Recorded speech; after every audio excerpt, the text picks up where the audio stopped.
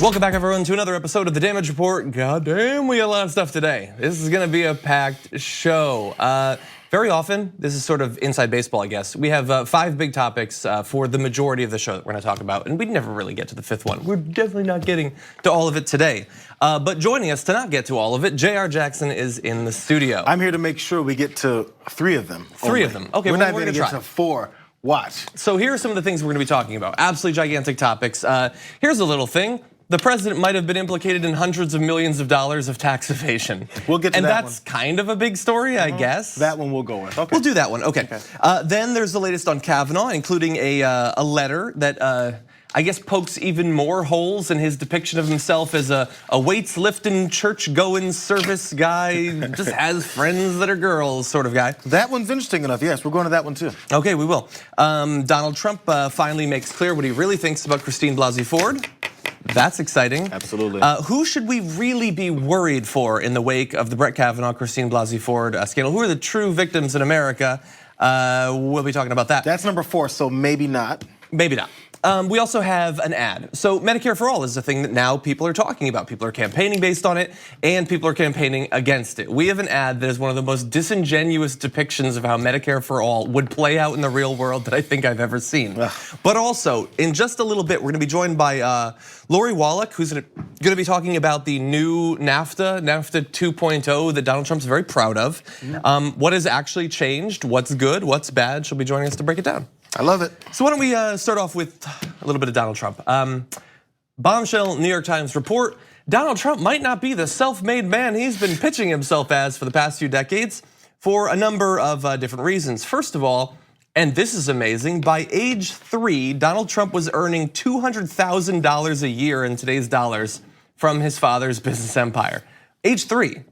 I don't even think, thanks to child labor laws, I don't even think he was working that many hours. He was a millionaire by age 8, a self-made 8-year-old millionaire. By the time he was 17, he was given this gigantic apartment building to manage. And what's interesting is that after he graduated from college, he started making more and more in this sort of salary and salary equivalent, $1 million a year. Even into his 40s and 50s, his father was transferring $5 million a year to him. So look, it is possible that Donald Trump was just that good of a businessman that he should be paid $5 million a year in today's dollars. But you see there that what he has been willing to admit so far is that he was given a small loan, $1 million.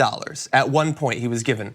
No, when he was a baby, when he was a toddler, long before he learned to read and write, if he ever indeed did learn to read and write, he was making hundreds of thousands of dollars a year. And that's just the beginning. So let's start there, Jayar. Right. I think this was talked about a little bit on the main show yesterday. I think so. Are you surprised to find out that his depiction of his business upbringing and success, his bootstrap story, as we call it, might not be all he says it is? No, I'm not. But this is the thing. It's weird. It's all about perceptions of people, right? So a lot of times people perceive they get mad at Colin Kaepernick and Eric Reid and guys in the NFL who have been kneeling for rights and standing up for things. The people who protest, and they call them spoiled. They call them rich, spoiled athletes that don't do anything but just catch a football, shoot a basketball, whatever sport, insert there, they're mad at. Swinging a tennis racket, can't believe he's Serena Williams. So they call them spoiled, rich, and entitled. When they actually worked their ass off to get to where they are from birth, and maybe came from backgrounds that didn't give them $2 million at age 2 or 8. Was it 8 at age 2? I don't know which one it is. At age 3, he was making $200,000. He's a millionaire by age 8. Probably because of wise investments. But folks that were given stuff like that and never had any skill to back up what they were doing, never actually practiced anything, never actually learned anything, to even, fine, you get an inheritance, but to even have an opportunity to sustain that and build off of it, never had the skill to do it the right way, we praise those people. But the people who actually worked from the bottom and got to where they are and then have something to say, we tell them you're rich and spoiled and you don't deserve what you've done with your life. They didn't do it the way it's the backwards approach to our life. So you can't. It's hard to even get mad at this guy for acting like a petulant child, because since he was a petulant child, we've supported his ability to continue to be a petulant child. And everything he does, everything he says, he gets away with, and we support him in it. There's no consequence ever given. Why is anyone going to learn to stop doing something? Well, so look, and this is obviously amazing, and I agree with you. We have this really weird way of looking at wealth and who is deserving of respect, who is not. What's interesting is that all of this stuff, the fact that he's been lying about himself the entire time. He says he got $1 million. Turns out he got something like $400 million. So there's a slight difference there. That's not the important part of this story, though, at the end of the day. The end of the day is the potential illegal acts that were committed, tax evasion and things like that he was apparently a part of for year after year after year after year. Because what they wanted to do was that Donald Trump's father had all of this money from his gigantic business empire, and he wanted an understandable thing. He wanted to give it to his kids. But the thing is, we have laws in this country, we have tax laws, and if you do those sorts of transfers, either while you're alive or once you die, either way, it's going to be taxed because it's money that's going from one person to another person. But they didn't want to deal with that. They didn't want to put up with those taxes and lose so much money. It doesn't matter if he ends up with $400 million. They want more than that, always more. And so that's when the breaking the law ended up happening, or at least activities that seem like they're worthy of investigation for possible tax fraud. He apparently helped his parents dodge taxes in a number of different ways. We can't go into extreme detail. The New York Times report is many pages long, and you should read it. It's a fabulous bit of reporting. We're gonna summarize a few of the greatest hits from it. He and his siblings set up a sham corporation to disguise millions of dollars in gifts from their parents. Basically, the way this worked was, they own all of these apartment buildings, his father does. They need to buy things for them. One of the big examples given is boilers. You need to buy boilers for the apartments. So you can take your money and buy a boiler that costs $10,000, or Donald Trump and his siblings can set up a corporation, buy the boiler, charge you $50,000 for it, and then effectively have just made $40,000 for absolutely nothing. They didn't do any additional work. They didn't make the boiler. The boiler does not cost $50,000, but it's a great way to transfer money over. And if you do that hundreds and hundreds and hundreds of times, then you can avoid paying hundreds of millions of dollars worth of gift taxes over time. So it's pretty clever. Yeah, and then while you're doing it, you have to wonder, what is their concern for the residents? If the objective is to make sure you make money off of the backs of these apartment complexes, whatever buildings you own, and whatever maintenance and things you're supposed to do with it, that's an indication of how much you actually care about upkeeping the building and actually satisfying your customers that are paying you also rent. Crazy how that part comes in. Yeah, I don't think anyone doubts that they're probably shortchanging the actual people living there as much as possible. But this sort of behavior continued right up until the death of the father a couple decades ago. He helped formulate a strategy, Donald Trump, to undervalue his parents' real estate holdings by hundreds of millions of dollars on tax returns. Of course, reducing the tax bill when those properties were transferred to him and his siblings. And so what they were basically doing was, when he was gonna die and they were gonna gain control of it, those apartments are valued at a certain amount. They drastically undervalued them. Then I believe over the next decade sold those buildings, which they said were worth about $40 million. They sold them for 16 times as much, not because they were that much more valuable after 16 years. They were always that valuable. They just didn't want to pay the taxes for it when it came time to transfer the wealth from one generation to another. I mean, it's organized crime. It's not like there's no plan behind it. There's a concerted effort to do it a certain way, and they pulled it off. Also, think about this.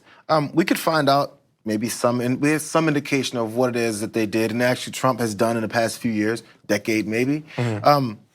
So tax returns we never got a hold of while he was running for president, and that he dodged for the whole campaign about submitting his tax returns. And this is another indication as to why. What else is in there? Outside the stuff where people are talking about Russia and maybe influences here and money laundering and money exchanging hands here and there with his tax returns, but just his business practices. He never wants it exposed because of things like this. Yeah. And again, we've allowed him to get away with it. We've said, oh, we fought him long enough on this. Oh well, that's over. Have we talked about it? Yeah. No. Yeah, look, the thing is, with some of these things, the belief is that they happened long enough ago that the statute of limitations might have hit. You can't actually get him for this sort of thing. That's possible. But you're right, with his taxes, why is he so worried about us getting hold of those? Do you think that he participated in decades of tax evasion and then around 2004, he's like, I'm good. I don't need to do it anymore. If he was willing to have, he had all this money transferred from his parents to him and his siblings, well, he's got kids now. You don't think they're doing anything shady? You don't think that Don Jr.'s buying some boilers at marked up rates?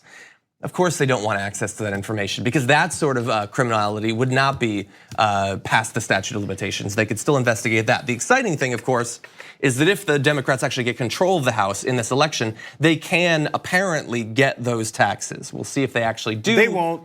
They probably won't, but they could at least, and that is something. So again, nearly $500 million in tax evasion. Big story for today. We'll forget about it tomorrow, because that's just the way this works. One of the biggest, possibly criminal conspiracies in presidential history. Let's forget about it. Okay, we're gonna take a break. When we come back, we're gonna forget about it. We're gonna have Lori Wallach on. She's gonna be breaking down this newly passed second version of NAFTA. Is there anything good in it, and how much has actually changed? We need to talk about a relatively new show called the Republic, or UNFTR. As a Young Turks fan, you already know that the government, the media, and corporations are constantly peddling lies that serve the interests of the rich and powerful. But now there's a podcast dedicated to unraveling those lies, debunking the conventional wisdom. In each episode of the Republic, or UNFTR, the host delves into a different historical episode or topic that's generally misunderstood or purposely obfuscated by the so-called powers that be, featuring in-depth research, razor-sharp commentary, and just the right amount of vulgarity. The UNFTR podcast takes a sledgehammer to what you thought you knew about some of the nation's most sacred historical cows. But don't just take my word for it. The New York Times described UNFTR as consistently compelling and educational, aiming to challenge conventional wisdom and upend the historical narratives that were taught in school. For as the great philosopher Yoda once put it, you must unlearn what you have learned. And that's true whether you're in Jedi training or you're uprooting and exposing all the propaganda and disinformation you've been fed over the course of your lifetime. So search for UNFTR in your podcast app today and get ready to get informed, angered, and entertained all at the same time.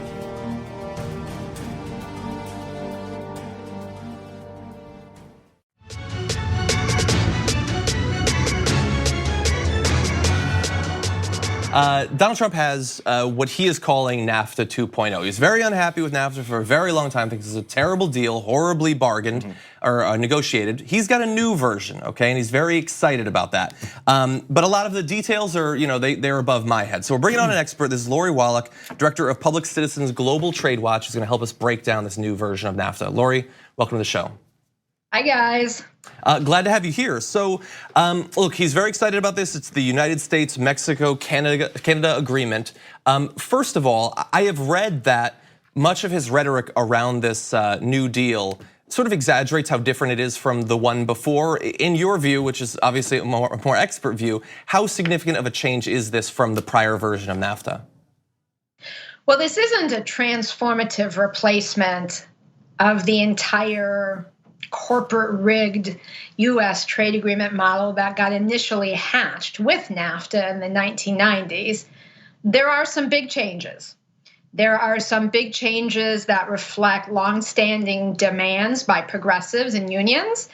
And there's some big changes that would actually make it worse. So it's going in both directions. I would say it's a work in progress. There's some things that aren't yet done to the end degree. And it's fairly different, but it's not a wholesale rip it up and chuck it out. I think it's fair to call it something like NAFTA 2.0 versus just rebrand it with a new name, which, it's certainly different, but it's not a new planet. So why don't we begin to break it down? Is there anything in this new deal so far that we know of the details that American workers should look forward to that actually benefits them in comparison to the old regime? Yes. So the investor protections and those outrageous corporate investor state tribunals where investors could basically skirt domestic laws and courts and in front of a tribunal of 3 corporate attorneys attack any domestic law or government action claiming it violated their expansive investor rights under NAFTA, and then get unlimited compensation from us taxpayers, that is whacked. So the investor rules that promote outsourcing are just altogether gone. And then those tribunals between the US and Canada are gone. There's a 3-year phase in, but after that it's gone, which is a big deal that would get rid of 92% of the entire US liability under NAFTA, under that system. And most of the horrible rulings have been US corporations attacking Canadian energy, water, timber policies. So that's good. With respect to Mexico, it's rolled way back so that the really expansive no right to regulate rules are gone. You could still in Mexico get compensation if the government actually takes your property after following some different procedures and rules. So that's good. So less incentives to outsource. Also, there are some improved labor standards. The problem is they're not yet subject to swift and certain enforcement. There's a stunning annex in the labor chapter that would, for the first time, require Mexico's government to change its labor laws to allow the workers in the plants to actually approve their contracts. Right now, Mexico has a plague of fake protection unions. That's part of the reason why wages are down relative to how bad they were at NAFTA, which was bad. And this annex would require the government to replace all those fake contracts in 4 years with real union contracts with secret ballot votes by the workers being represented. There are, for the first time ever, rules that would require for 40% of autos and auto parts and 45% of the value of trucks would have to be produced by workers making $16 an hour or more to get the NAFTA benefits. And then there's this really outrageous anti-conservation policy that was in the old NAFTA that's gotten whacked that used to force countries to export their water, their oil, their gas, even if they wanted to conserve. If they started exporting, they couldn't stop. So those are the good news things. It's not just for workers, it's for people and the planet, but those are improvements. Now, just to be clear, the labor stuff with the Mexico labor rights and some other improvements to the labor chapter, unless there is more seriously improved enforcement, then that chapter will not stop US companies from continuing to outsource jobs, dump their toxins in Mexico, and bring the products back here after paying people in Mexico despicable wages. So that's work in progress right there. Okay, and honestly surprising to me that there was any concern whatsoever for their labor contracts. You mentioned the 4-year period where they have to replace them with something more substantive, but you're saying it's going to come down to enforcement. How likely is it that if in 4 years it turns out that things are nothing better, are we going to scrap the entire deal, or is it more likely that they'll just say, oh well? Well, here's the deal about that, which is why I say this is a work in progress. And if folks care about any of this, now is the time to get engaged, because the vote won't happen in Congress until at least end of February 2019. So there's still a lot that can change. And so the big push is to get new language in the legislation that would implement the deal. So they can sign this deal at the end of November, but it doesn't mean, it's not worth the paper it's written on unless Congress approves it. It can't go into effect. So there's a lot of leverage with Congress. So the implementing legislation could establish new rights and abilities, ways for those standards to be enforceable directly. And actually the labor unions in Mexico have been working with their counterparts in the US, and the US unions have been working with the only decent cabinet member in the entire administration, a guy named Robert Lighthizer, who's the US trade representative, to try and create some creative ways that enforcement could be made more meaningful. And that we'll see. We'll have to wait and see what the whole final package is. Now, I don't want to make this sound too great, because that's important. Those are important changes. Those are important. Those would be real improvements. If that stuff's made enforceable, it could make a difference in stopping NAFTA's ongoing damage. We've already seen 1 million jobs certified, US jobs certified as lost to NAFTA, and the outsourcing continues every week. So this is damage that is ongoing that has to be stopped. But there's stuff in there that makes it worse. And what would be examples of that? The worst of the worst is just an incredible bunch of giveaways to big pharmaceutical firms. So there are all kinds of new monopoly rights, yes, in a free trade agreement, more monopoly rights that would shield big pharma from competition. So no generic drugs for longer periods of time. Oh, God. And one of the most egregious things is a 10-year exclusivity period on biologic drugs, which would really screw things up in Mexico and Canada, but lock us in place too. And that's an area where those drugs cost $100,000 a year per patient. Oh. So there's been a huge push in Congress to try and limit that monopoly protection here, and instead it's locked in and exported to Mexico and Canada. And there's some other really obnoxious things like that for the pharmaceutical companies that would let them have longer monopolies. There is stuff that, and that language came from the TPP, and there is stuff from the TPP that would limit regulation in e-commerce, that could undermine our privacy. That stuff that like is new rights and protections for the big platforms to be able to not give government regulators access to the algorithms they use, which get to issues of discrimination and anti-competitive behavior. There are rules in there that extend copyrights so that the content industry has more rights and powers. There's language in there that just sort of the usual outrageous trade agreement garbage that limits product safety and food safety inspections. And I mean, it's a trend of all of our past trade agreements. The Democrats and Republicans have been miserable. So that stuff is not fixed. There is even one really cynical thing, which is Donald Trump, Mr. Buy American, Hire American, left the waiver to Buy American in the NAFTA. Before NAFTA, if the government bought goods or services, they had to, since FDR, have preferences for domestic-made goods, and that kept your tax dollars getting reinvested into your communities. So under NAFTA, suddenly there's a waiver, so stuff made in Mexico or Canada counts as Buy American. So shocker, General Electric and the big three automakers and all these guys who get gazillions in government contracts move production to Mexico. They make a big margin of profit, take our tax dollars, pay people $1.50 an hour wage to work just as hard as their U.S. counterpart was making $25 an hour to do, and just walk the whole way laughing to the bank. That provision is not reversed, and that was a key demand. So that's super cynical. Wow. Yeah. I mean, maybe in the near future, though, we can hope to see MAGA hats made in Mexico instead of China. That'd be a nice change.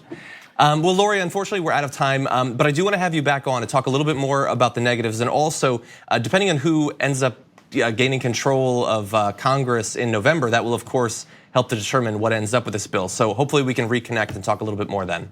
That'd be great. If people want to dig into the details, we are literally just about to post an analysis of the whole damn 500-page text, and it's going to be posted at tradewatch.org. That's www.tradewatch.org. Highlights, lowlights, work to be done.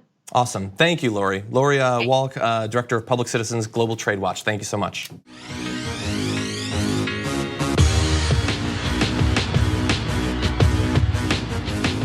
Welcome back to the Damage Report, everybody. John Arola, Jayar Jackson in studio.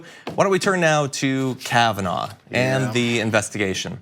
Apparently, the FBI investigation into Brett Kavanaugh and the allegations, primarily from Christine Blasey Ford, it seems like that's what they're focusing on, the investigation. They did interview Deborah Ramirez. She put out a statement, or her lawyers did at the very least, saying that she had talked with the FBI. Now, Julie Swetnick probably will never get to talk to the FBI because Donald Trump didn't want the investigation to include that. I believe Senator Collins said that she thinks that that should be a part of the investigation. We'll see if she does anything to actually make that happen. But what's interesting is that the FBI apparently might wrap up their investigation even faster than the 1 week time limit they were given. And you might say, considering how many allegations there are, how could they possibly do that? Well, they found a few novel ways to save time. They're not interviewing a bunch of people, including peripheral figures in this, like Christine Blasey Ford and Brett Kavanaugh. What is going on? Really? Christine Blasey Ford's lawyers say that the FBI hasn't investigated her. They're not responding to comments. They're not talking to Kavanaugh either. What is this investigation? Why take so long? Why take a week to talk to the people who were directly potentially involved in this whole thing? Why would you do such a thing? So again, the whole time that the Democrats were requesting the FBI get involved, and then Kavanaugh, I'm not sure if Grassley said as well, but Kavanaugh and Lindsey Graham, all of them are saying it doesn't matter anyway if the FBI gets involved because we're not going to let them get involved. And that's exactly what ended up happening. So I don't know, man. It's to do it in broad daylight, basically, and not even try and cover up the fact that you're keeping the FBI from doing FBI work. I'm not sure if we're going to accept it, but we will. That's the only way you can get away with it is if we accept it. Yeah, or if enough people accept it. But obviously we're going to be pissed off, but what will that actually count for in the end?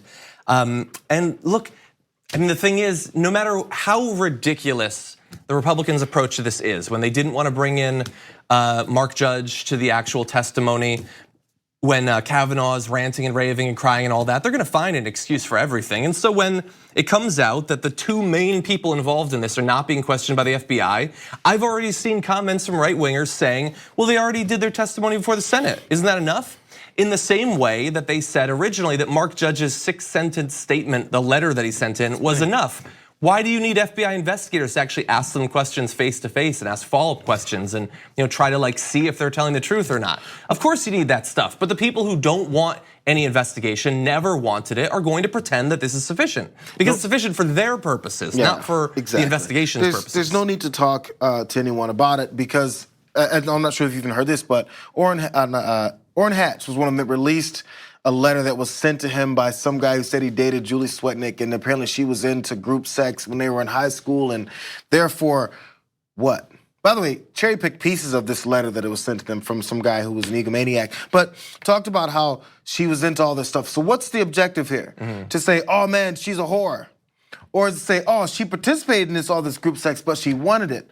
What are we saying? So you are involving Julie Swetnick in your own derogatory way, but you're not. You don't even want to include the primary accusations from Christine Blasey Ford. Yeah. Well, look, do they want the FBI to go to talk to the guy that sent the letter?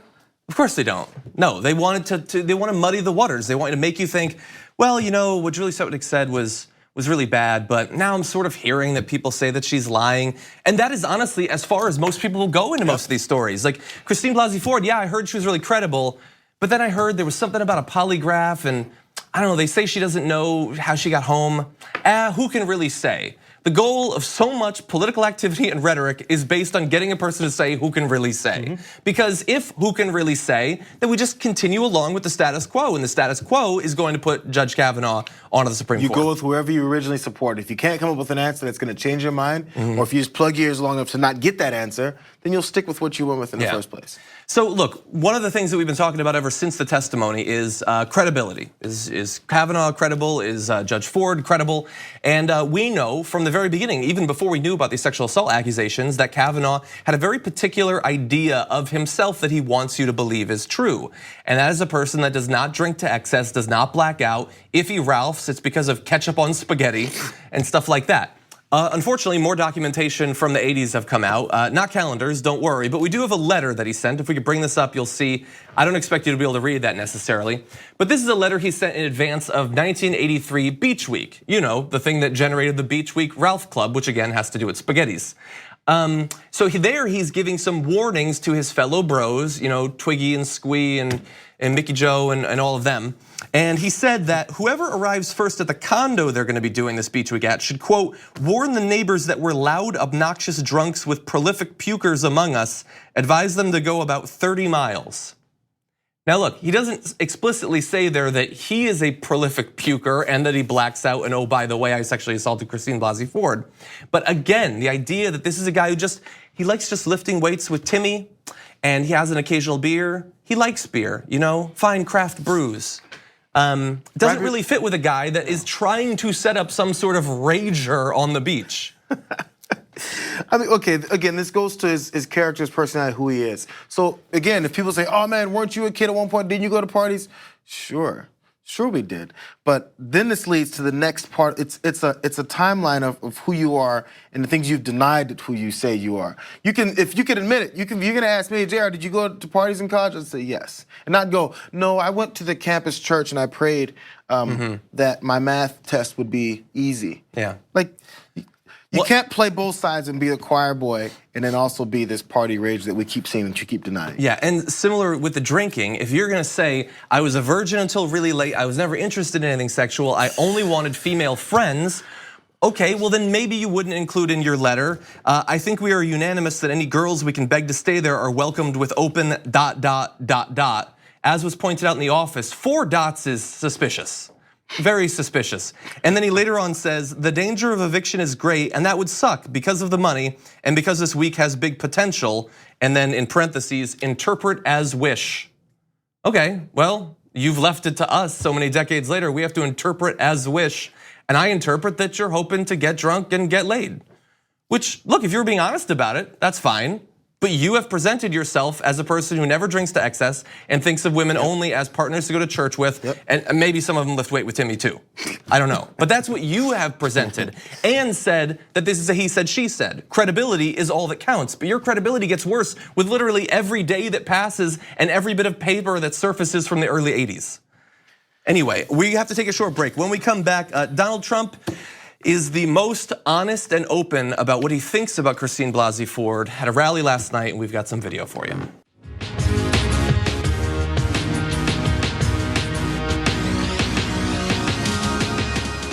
Welcome back, everyone. So up until this point, Donald Trump has been pretty restrained when it comes to Christine Blasey Ford. He hasn't really talked much about her. Certainly he's defended Brett Kavanaugh, but when he talks about her, he's been, I would say, respectful, even for him. He even called her credible. He did. So after her testimony, he said that she seemed credible and all of that. And then a few more days went by, and he had a rally last night in Mississippi, and he decided to talk about her. And bear in mind, it's a Trump rally, so this is how it looked. What he's going through, 36 years ago, this happened. I had one beer. How did you get home? I don't remember. How'd you get there? I don't remember. Where is the place? I don't remember. How many years ago was it? I don't know. I don't know. Upstairs, downstairs, where was it? I don't know. But I had one beer. That's the only thing I remember. And a man's life is in tatters. A man's life is shattered. His wife is shattered. His daughters, who are beautiful, incredible young kids. They destroy people. They want to destroy people. These are really evil people. Really evil people. Okay, so again, remember how defensive they were when they were called deplorables? Now these are really evil people. Destroy. His life is in tatters. He might get on the Supreme Court next week. Life is in tatters. He's destroyed. His daughter's life is in tatters. Okay, that's one way of looking at it. So what you had there was Donald Trump, who is, because of the way we are as a people, the most powerful person in the entire world right now, going up and using as applause lines mocking statements about, at the very least, alleged survivor of sexual violence. And his fans love it because of course they do. I wanna play one more video. This is just an excerpt from it that zooms in a little bit. Don't look at Donald Trump's face, look at the other faces around him. I don't remember. Where is the place? I don't remember. How many years ago was it? I don't know.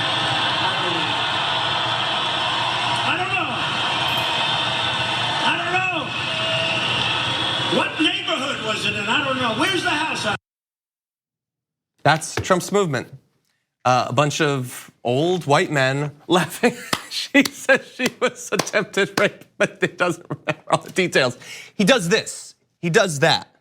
As if one of the guys in the crowd. It's straight out of elbows him. It's straight out of a parody of what you would expect really bad guys to be. Ironically, who he calls evil. Like, don't you know? She doesn't remember incredibly specific details that don't have anything directly to do with her trauma. She only remembers the hand being put over her mouth and the two guys laughing at her pain. Now, even after this, if you take exit interviews from some of those people that were in that crowd and start asking them, hey, so details of what Christine Blasey Ford said in her testimony, did she forget if it was upstairs or downstairs? They go, yeah, she totally forgot if it was upstairs or downstairs.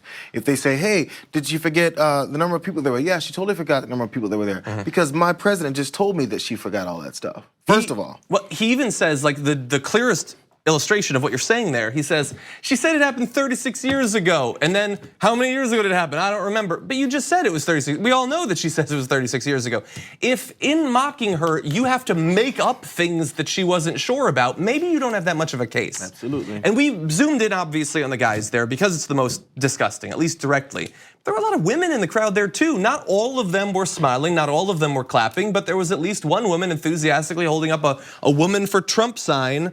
Yeah, this is why women don't come forward. I'm glad to be a part of this. Were any of the guys given women for Trump signs to hold up? No. This is all a very concerted effort to make you think, or you, if you're dumb enough, to think a certain way and watch that scene and go, hey, you know what, these are the guys that I want to be supportive of. This is, look, he said it, so I guess I'm as bad as him when I say this. This is an evil movement. This is their strike back against Me Too. These goddamn uppity women and their demands for respect. And look at all of these people taking them seriously. It just makes us sick.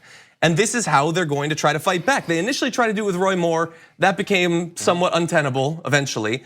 But they think they have it here. They think that if they can destroy this woman, then maybe things haven't changed so much. Maybe I don't have to be scared so much of the way things are moving. It's the discomfort that's come because some people are finally within the certain group of the powerful people who've always, honestly, who've always been able to get away with whatever they want. Now they're like, oh my God, just yesterday, Trump was about to get on the plane to go to another, I think the Tennessee rally or the day before. And he goes, this is a scary time for young men in America. Yeah, we're gonna play a little bit of that in just a little bit.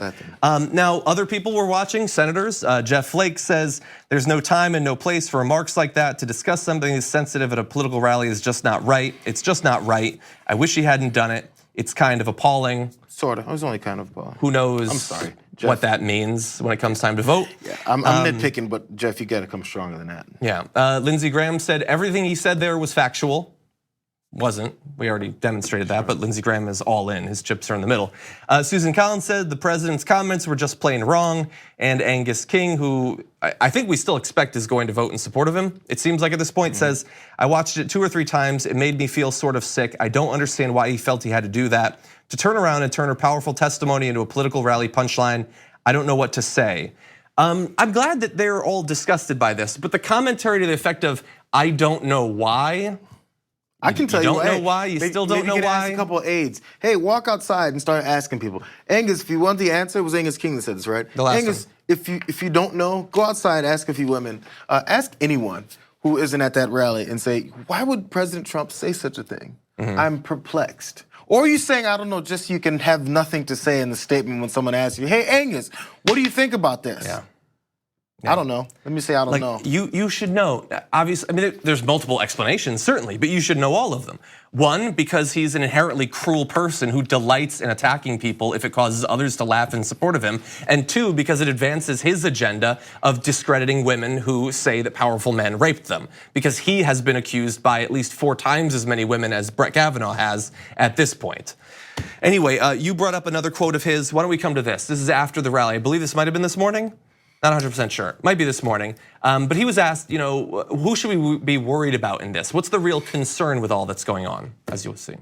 It's a very scary situation where you're guilty until proven innocent. My whole life I've heard you're innocent until proven guilty. But now you're guilty until proven innocent. That is a very, very difficult standard. Well, I say that it's a very scary time for young men in America when you can be guilty of something that you may not be guilty of. This is a very difficult time. It's a difficult time right now for the folks who never had to deal with false accusations, being murdered, being convicted, put on death row. Central Park 5 maybe, Emmett Till for being murdered by random ass racists in the country for supposedly whistling at a white woman, which by the way, if he did, because that's the death penalty. It's a scary time in America because people that look like me that I relate to have to actually answer and have consequences for their actions. Folks who've since the beginning of this country have been put under a microscope for things they didn't do just because of who they are. It wasn't a scary time for them. Donald Trump was part of that group of people. It's a direct reaction. He took out the full page ad. Everyone knows about the Central Park 5 ad, so I'm not getting the details of it, of how we need to bring back the death penalty, protect the police. This is the same guy from 1989 who went after these kids. And actually, after it all happened, and they were exonerated because of DNA evidence, it doesn't matter. While he was running for president, he did the same thing. It doesn't matter to him anymore because who cares about them? They're not human. If it's a rich old white man, hey, it's a scary time for us. Or if it was a younger, rich young white guy, it's a scary time for him because he might have to actually deal with the consequences of his actions. Yeah, he still says they're guilty. DNA evidence, exonerate them, doesn't matter. Guilty until never. I mean, that always guilty. But yeah, scary time for men. One of my grad school professors, quote, retweeted that saying, yeah, it's getting really scary. They might have to start walking in their cars with their keys in their hands. We'll be back with more.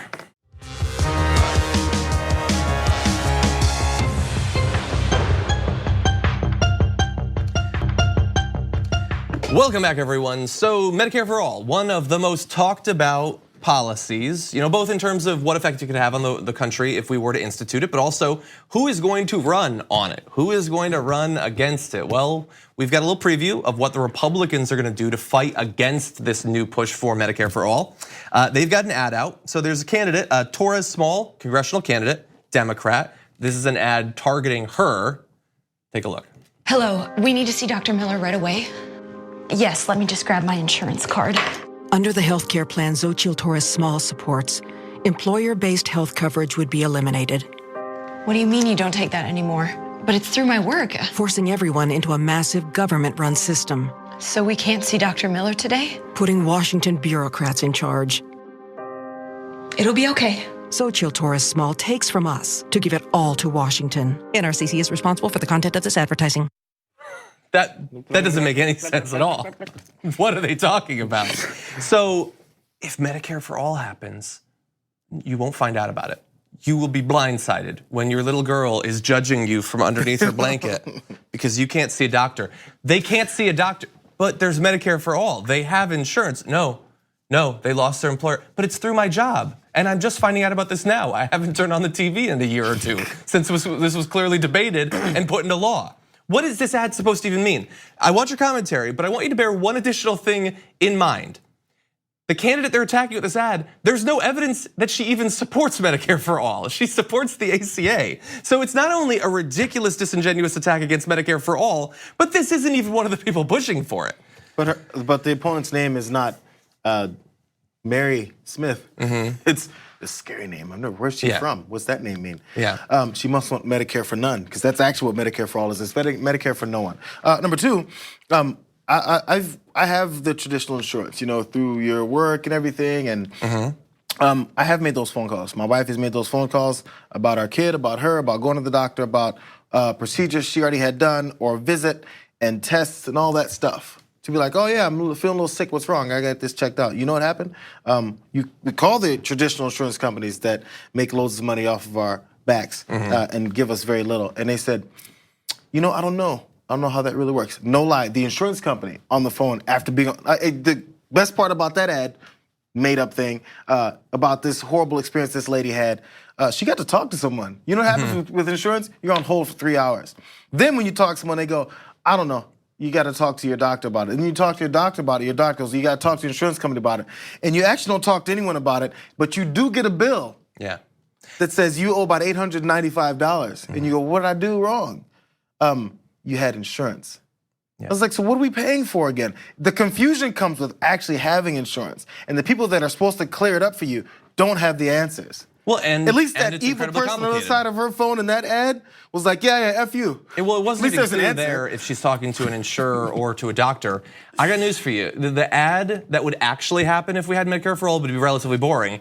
It would be a shot of a woman walking her kid into a doctor's office because you just go to the doctor. You don't have to call and say, hey, do you take my insurance? Because they do take your insurance because it's all the insurance that there is. They're being forced into a massive government program, Medicare. Say Medicare, that's what it is, and people seem to like it. It works pretty well, relatively simple, certainly compared to the ridiculous bureaucratic nightmare that you have sketched out. But this is, I think, a great preview for you. If you support Medicare for all, as we do, this is how they're going to attack it. It's a massive government program. Don't say Medicare, because that's gonna scare people off.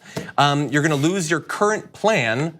Yes, obviously, your current plan is terrible, overpriced, probably doesn't cover all sorts of different stuff, and is extremely complicated. This is the same sort of tactic they used against the ACA. They're gonna roll out many of the same arguments, and also, hold on to your butts, if we get it passed, we're going to have to fight to protect it for years, if not decades. The same as with the ACA, the same as hell with Roe v. Wade. When we have these massive changes, we do not then get to just drop our guard. We, and indeed even our kids, are going to live their lives, their political lives, stopping challenges against these laws and changes in the Supreme Court, both in terms of bills, in terms of future Supreme Court decisions. We're gonna have to worry about who gets on the Supreme Court that might try to get rid of Medicare for all. There's people trying to get rid of socialized medicine in the UK, even though it's still incredibly popular. The right has continued to try to destroy it. So buckle up, that's what we're gonna have to look forward to. You know what happened last year? My insurance changed without my authorization. Do you know that happens? Is that with because insurance of companies? Torres Small? No, but this thing, they said your insurance is going to change. You're not going to know what's going to happen. You know what happened? I got a notification that said if you don't read through all this different list of things that's going to change on your insurance, you either have to say no or yes or maybe. But whatever it is, you don't know what's going to change. That's what actually happens. All of the projection that they have of all these horrible things that are happening with Medicare for All actually already happens to you when you're paying hundreds of dollars a month for your insurance on top of whatever you have to pay once you go to the doctor. Well, and that's what makes this attack very weak, because the idea is everything's okay, don't let them change it. But everybody watching that ad knows things are not okay and desperately need change. Jayar, thank you so much for joining us on the show today. Thank you for watching. We'll be back tomorrow morning.